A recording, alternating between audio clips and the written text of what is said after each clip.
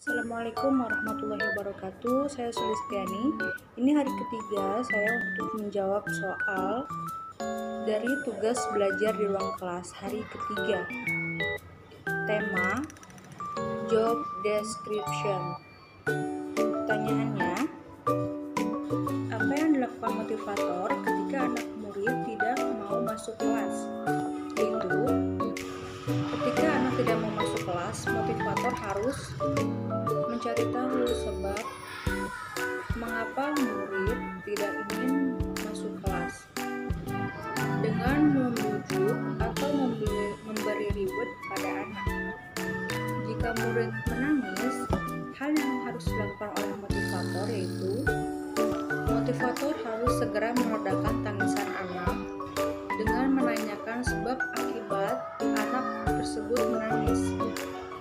Yang harus dilakukan motivator ketika ada murid yang mengganggu murid lainnya, yaitu motivator harus menasihati murid yang mengganggu bahwa perbuatannya itu tidak seharusnya untuk dilakukan kepada temannya.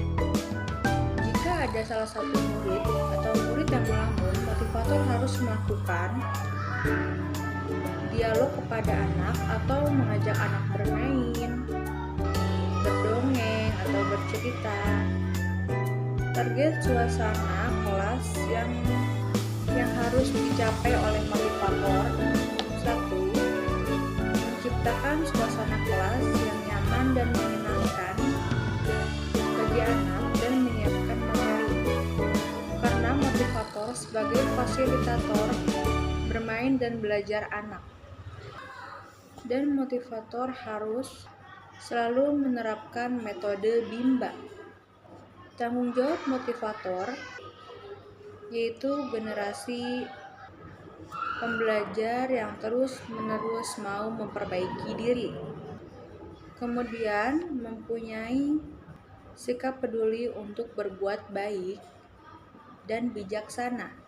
Dan jadi judi tangkap, yaitu jujur, disiplin, tanggung jawab, mau kerjasama, dan peduli. Motivator harus mau selalu mengevaluasi ulang mengenai materi. Sebelumnya, apakah anak sudah terampil dan menguasai sehingga anak dapat menerima materi selanjutnya. Apa yang harus dilakukan motivator agar menjadikan kelas itu aman? Motivator harus selalu memastikan bahwa di dalam kelas tidak ada kekerasan baik fisik atau verbal kepada anak. Apa yang harus dilakukan motivator untuk menjadikan suasana kelas nyaman?